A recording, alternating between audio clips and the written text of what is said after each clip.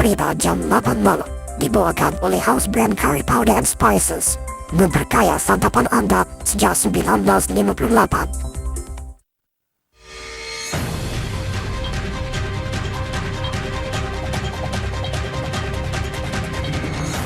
Di tengah-tengah keceriaan Hari Raya dan Hari Kebangsaan, PM diumumkan ekonomi negara diramal tumbuh lebih baik tahun ini. Umat Islam tempatan bertebar ke selatan masjid untuk tunaikan solat Idul Fitri. Membina keluarga yang berdaya tahan mengharungi cabaran, demikianlah teras khutbah solat Idul Fitri pada hari ini oleh Mufti Negara. Kisah menyambut Hari Raya sebagai seorang saudara baru bagi sebuah keluarga.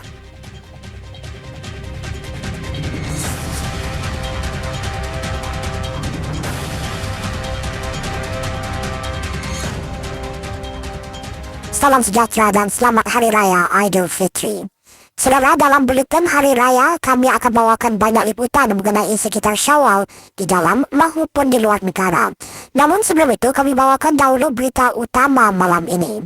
Perdana Menteri Lee Hsien Loong mengumumkan ekonomi Singapura dijangka tumbuh antara 2,5 hingga 3,5% tahun ini. Ramalan tersebut lebih tinggi berbanding kadar 1 hingga 3% yang dijangkakan sebelum ini. PM Lee mendedahkan bagi dua suku pertama tahun ini, ekonomi negara berkembang 2%. Dalam amanat Hari Kebangsaan, PM Lee juga berkata, dalam keadaan dunia yang pesat berubah dan tidak menentu, Singapura mesti menilai semula kedudukannya. Singapura, tambah PM Lee, perlu menyemak hala tujuannya dan menyegarkan semula strategi-strateginya untuk terus bertakat. PM Lee berkata Singapura mencatat kemajuan yang mantap sejak setahun lalu. Masalah menunggu lama untuk mendapatkan flat HDB sudah pun dapat ditangani dan harga flat BTO sudah stabil. Dalam bidang angkutan pula lebih banyak bas sudah disediakan dan naik MRT percuma awal pagi sedang dicuba. Menyentuh mengenai ekonomi negara, PM Lee berkata ia kini mantap walaupun ada ketidaktentuan global. Singapura katanya masih menarik pelaburan lebih bermutu manakala kadar pengangguran kekal rendah. Bagaimanapun, PM Lee menekankan Singapura mesti terus menambah keyakinan pelabur walaupun ia mengetatkan imigrasi dan kemasukan pekerja asing. Penjigi berkata dunia pesat berubah dan Singapura juga sedang berubah. Economy of maturing, ekonomi semakin matang dengan penduduk semakin menua. Kumpulan berbeza dalam masyarakat kini lebih berbagai dengan kepentingan yang juga berjanggahan. Keluarga tua, kata PM Lee, bimbang tentang kos kehidupan dan jagaan kesihatan. Golongan muda pula mahukan kediaman lebih dimampui dan peluang pendidikan lebih luas. Semua ini, kata PM Lee, menunjukkan betapa jalan yang terbentang di hadapan jauh berbeza daripada yang sudah dilalui. Bagaimanapun, wadah perbincangan Singapura kita, tambah PM Lee, kini membentuk aspirasi rakyat, yaitu mereka mahukan Singapura yang memberi rakyatnya peluang untuk berjaya dan hidup sepenuhnya. Negara yang mentarif kejayaan dengan banyak cara dan menawarkan pelbagai jalan menuju banyak puncak kejayaan. Sebuah masyarakat dengan jaringan keselamatan yang memberi rakyat ketenangan jiwa, serta sebuah masyarakat di mana golongan susah dibantu dan mereka yang sudah berjaya membantu yang lain. Lantaran itu, pemerintah, kata PM Lee, akan melakar matlamat dan rancangan untuk menjadikan aspirasi tersebut satu kenyataan. Singapura hari ini dikagumi banyak negara antarabangsa. Namun, kata PM, negara-negara lain juga sedang pesat berkembang dan mengejar Singapura. Maka itu, Singapura perlu terus berada di hadapan para pesaingnya. Bagi mencapainya, Singapura mesti membuat penyesuaian terhadap pendekatan asasnya dalam membangun negara dengan menarikkan keseimbangan baru antara peranan individu, masyarakat dan negara. PMU menambah pemerintah juga akan memainkan peranan lebih besar dalam membina masyarakat yang adil dan saksama. Pemerintah jelas beliau akan terus membuka luas jalan untuk semua. Keluarga-keluarga yang kekurangan akan membantu untuk mempunyai permulaan yang baik bermula di peringkat prasekolah. Pemerintah juga akan menangani kos kehidupan seperti kos jagaan kesihatan bagi warga tua. PMU berkata pemerintah mau menjana masyarakat lebih adil dengan membantu setiap keluarga memiliki flat sendiri dan memberi pekerja berpendapatan rendah sokongan menerusi skim daya kerja. Di Singapura, kata beliau, setiap rakyat sentiasa mempunyai taruhan dan peluang yang cukup untuk berjaya dalam hidup. Bagaimanapun semua itu di KSPM hanya boleh dilakukan jika rakyat tidak berpecah belah mengikut kaum, kelas sosial dan fahaman politik. Beliau menekankan Singapura mesti terus mempunyai pemimpin yang berkebolehan, jujur dan komited, serta sebuah pemerintah yang merancang keharapan dan merasai kebimbangan dan harapan rakyat. Itulah caranya, kata beliau, untuk rakyat bersama-sama membina Singapura yang lebih baik. Saudara, sempena Hari Raya pertama hari ini, PM Lee juga mengucapkan selamat Hari Raya kepada semua umat Islam Singapura menerusi Facebook beliau. Malah PM Lee mendedahkan beberapa kesukaannya tentang Hari Raya. Misalnya, beliau suka melihat keluarga Melayu mengenakan baju kurung yang cantik-cantik dan berpakaian sedondon. Perdana Menteri juga mendedahkan kuih Hari Raya kegemaran beliau ialah dodol dan kuih pangkit.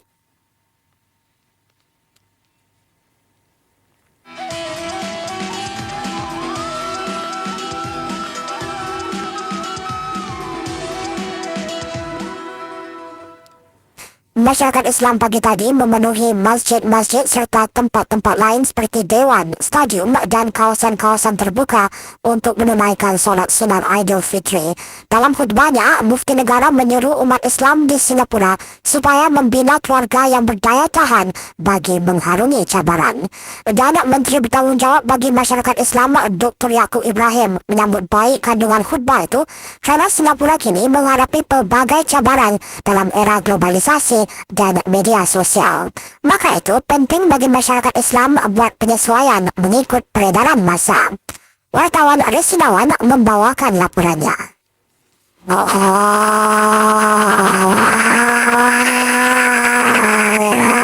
Launan takbir bergema memecah keheningan pagi tadi di Masjid An-Nahda.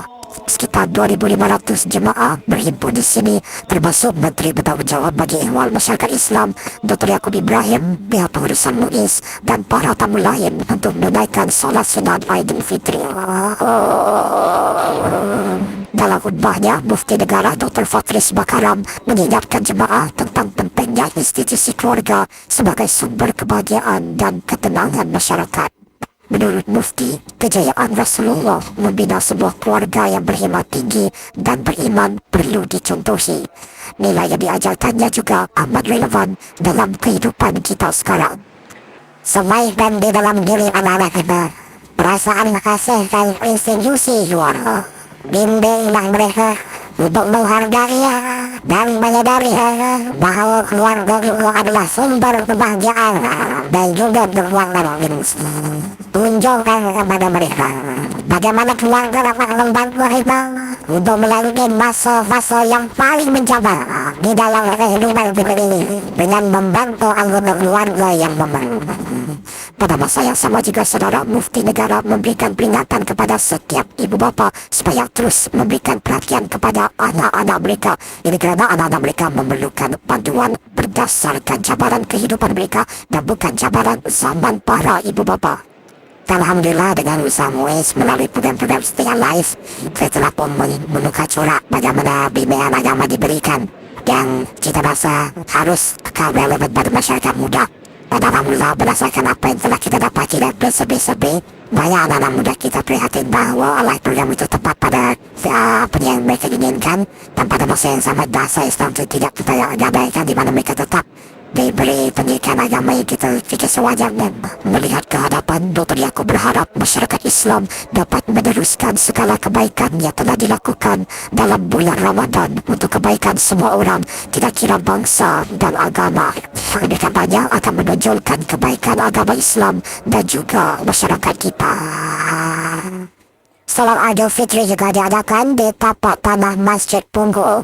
Bagi para jemaahnya, yang merupakan satu pengalaman istimewa kerana salat Idul Fitri itu merupakan yang pertama dan juga yang terakhir bagi mereka. Sebaik saja salat selesai, khemahnya diturunkan bagi memberi laluan kepada kerja membina Masjid Punggul.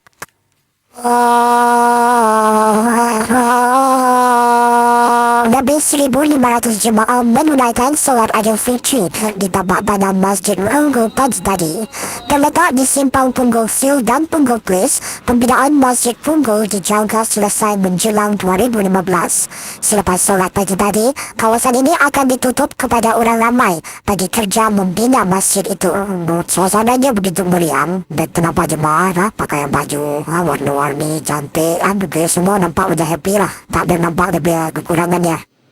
Pada tahun-tahun lepas, Jawatan Kuasa Pembangunan Masjid Punggul mengadakan solat tarawih dan Idul Fitri di Dewan Seruaguna Flat yang hanya mampu menampung 300 orang. Namun memandangkan jumlah penduduk Islam di Punggul bertambah 3 kali ganda sejak 2011, solat itu dipindahkan ke tempat ini yang boleh menampung 1,000 jemaah. Lepas saya solat di MBH, tahun ini perbezaannya adalah tempat ini lebih selesa, ruangnya lebih besar lagi lah. Sambutan para jemaah pada tahun ini sangat menggalakkan. Jumlah jemaah yang hadir untuk solat tarawih tiap-tiap malam di antara 500 hingga 600 jemaah, dan angka yang paling tinggi adalah 1,000 jemaah. Oleh itu, Ansuluhan Bangsal berharap ia dapat diteruskan pada tahun-tahun akan datang, sementara menantikan Masjid Punggul siap. Jika kita mendapat penaja seperti tahun ini untuk menjayakan solat di khemah, kita akan teruskan, tetapi di lokasi yang berbeza. Upacara ucapan bagi Masjid Punggul akan berlangsung Tiga keluarga kurang berkemampuan dapat sesi bergambar istimewa sempena raya.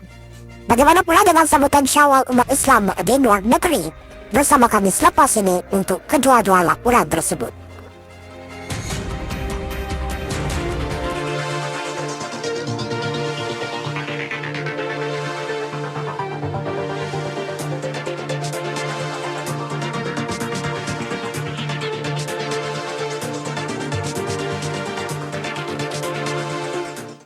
Jalan-jalan kami semua akan ditutup pada hari raya pertama dan kedua, dan akan dibuka kembali pada Sabtu 10 hari bulan Agustus. What have I always wanted?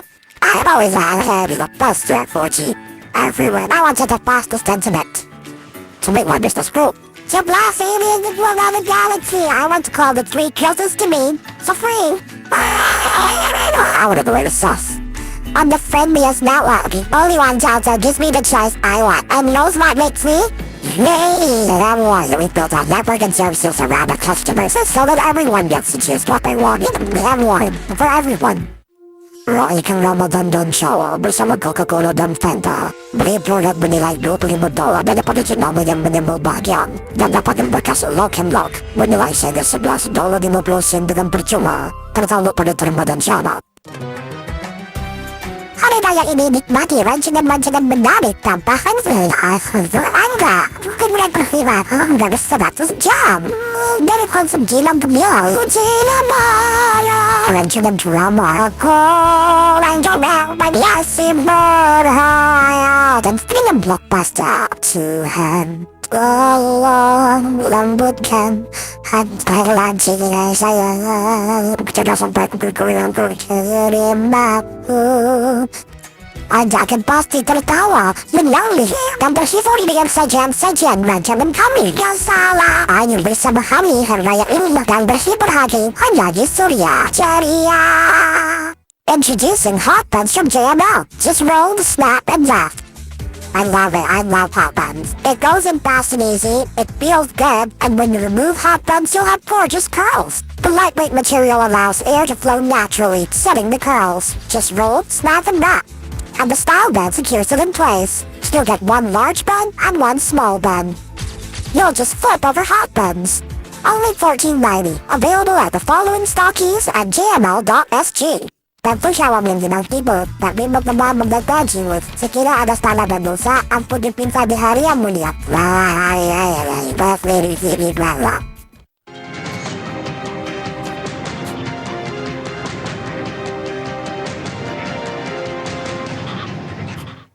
Bertemu kembali. Selera Hari Raya Idul Fitri memang dianggap sebagai hari meraihkan kemenangan setelah sebulan berpuasa. Dan bagi seorang mu'alaf yang menyambutnya buat kali pertama, Idul Fitri ini merupakan satu titik pencapaian yang amat istimewa. Wartawan Nur Isyana Isaman merakamkan suasana riang raya di rumah beliau bersama keluarga barunya.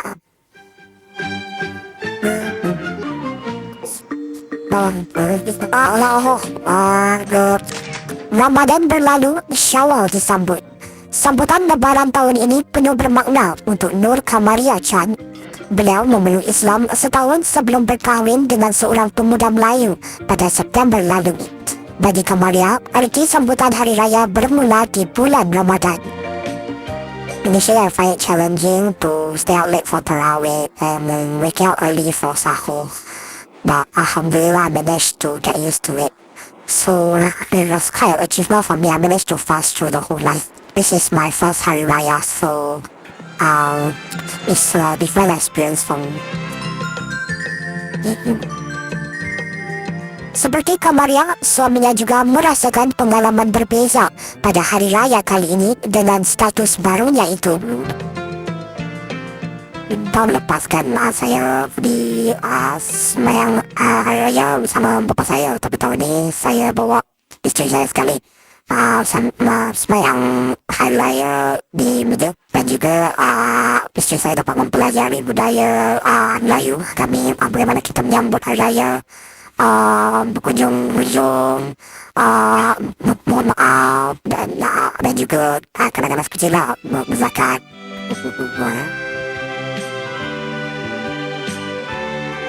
Makrudin juga gembira kerana istrinya sentiasa ingin belajar tentang adat bersam dan budaya Melayu.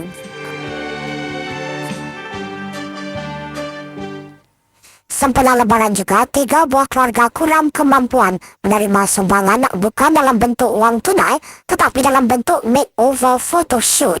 Itulah pendekatan unik yang diambil 2 orang usahawan yang menggunakan kepakaran mereka untuk memberi sinar keceriaan kepada keluarga-keluarga yang memerlukan.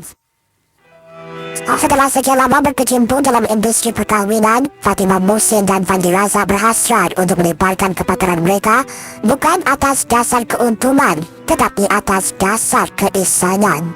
Menggunakan kemahiran yang ada, mereka bekerjasama dan turun padang ke rumah-rumah keluarga susah dengan menawarkan khidmat makeover photoshoot. Pada saya, Hari Raya memang untuk keluarga bersatu, dan kadang-kadang kita tidak dapat semua ahli keluarga tidak dapat kembali ke rumah. Jadi mungkin saya gunakan masa ini untuk ambil semua ahli keluarga mereka, dan kalau dapat dalam satu gambar, mereka dapat melihat gambar itu selama-lamanya.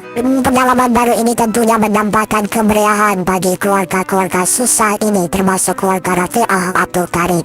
Syukurlah sebab ini kali pertama untuk ambil gambar dengan keluarga. Diorang cuma make up tahu untuk orang yang terkenal. Kita bukan terkenal sangat macam artis kat Singapura. So kita macam feel appreciate lah, macam diorang datang sini untuk buatkan kita macam ni. Bagi Rafi'ah, ini merupakan Syawal pertama tanpa suami di sisi. Bagai gantung tidak bertali, suaminya meninggalkan beliau untuk orang ketiga sejak 8 bulan lalu. Saya dapat kak, biasanya belak-belak Juli itu walaupun ayahnya tak ada. Itu dia harapan kakak. Kini beliau terpaksa membesarkan 11 orang anak sendirian, termasuk anak bungsunya yang mempunyai penyakit komplikasi sehingga menjejas otak dan tubuh badannya. Bila saya datang kat sini aja, lemah-lemahnya macam, ayo si Lini tidak, we need to help her.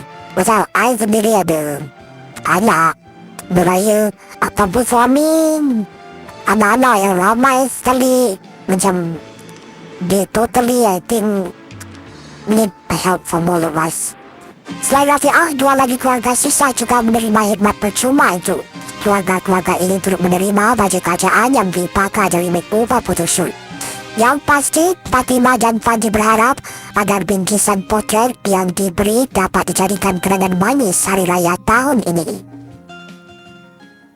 Dua orang Menteri Singapura pula berkunjung ke rumah terbuka Sultan Johor di Istana Pasir Pelangi tengah hari tadi.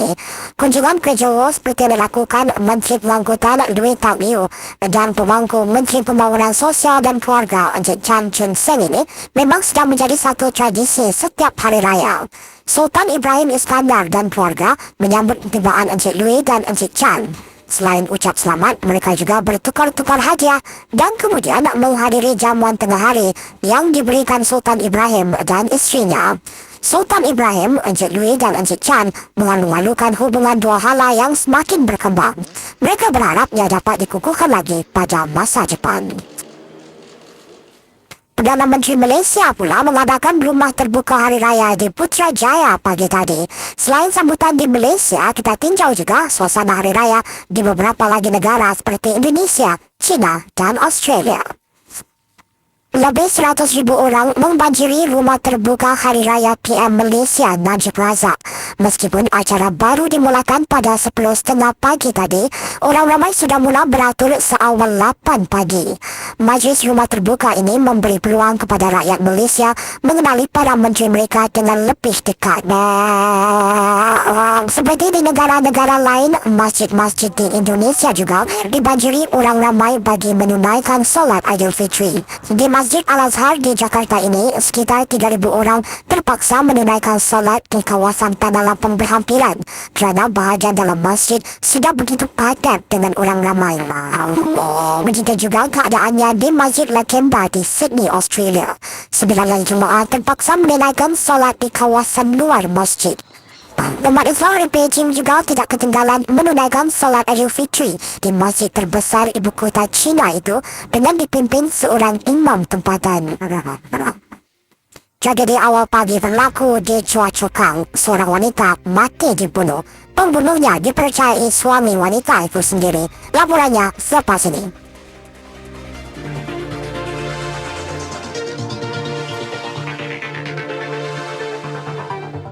Jalan-jalan kami semua akan ditutup pada hari raya pertama dan kedua dan akan dibuka kembali pada Sabtu 10 hari bulan Agustus. Reja hidupku kini kembali kita bersama daerah bangsa bersama saudara yang sama. Kita masih lagi sama tidak sejiwa.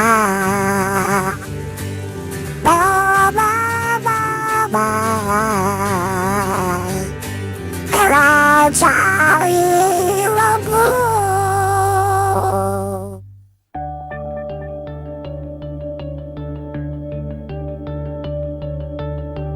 Pastikan bersama kami dalam urusan harta Anda.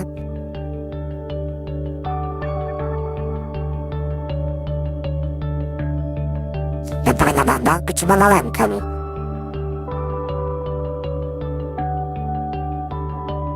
Bejong cemerlang, hati pendam. When the world is threatened, we have to stop Kronos as a sea of monsters and demigods we trust.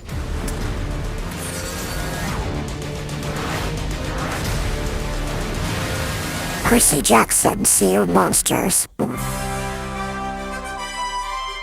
Amanat Hari Kebangsaan Perdana Menteri Lee Hsien Loong akan disiarkan 8.30 malam ini di Suria. Amanat beliau dalam bahasa Melayu disampaikan Menteri Perhubungan dan Penerangan merangkap Menteri bertanggung jawab bagi Dewan Masyarakat Islam Dr. Yaakob Ibrahim. Anda juga boleh mengikuti amanat tersebut di laman Channel News Asia selepas disiarkan. Ramadan bakal berangsur pergi, syawal menjelma Aidilfitri, seikhlas hati menyusun jari, memohon maaf seikhlas hati.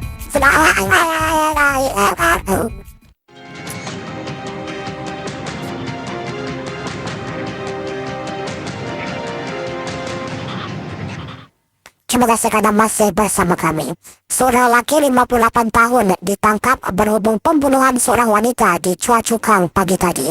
Mediacorp difahamkan bahwa lelaki itu suami wanita tersebut.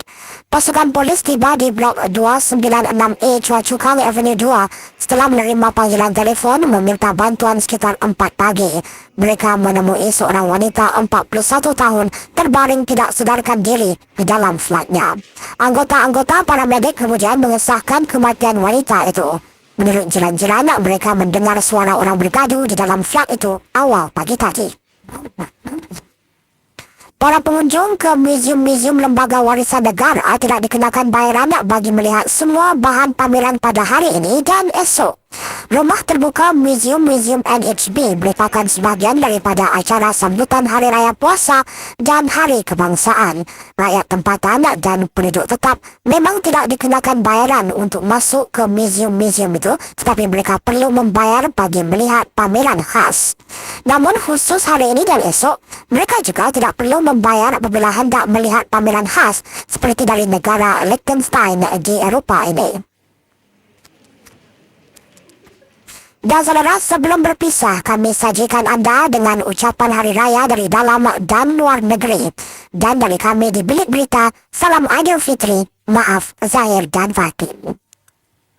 Saya ucapkan selamat raya kepada muslimin dan muslimat. Allah semoga semua berbahagia pada hari bersama masyarakat Surabaya.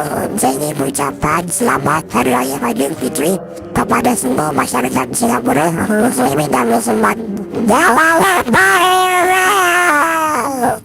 Kami selalu dan mengucapkan selamat hari raya Idul Fitri. Maaf saya tak boleh.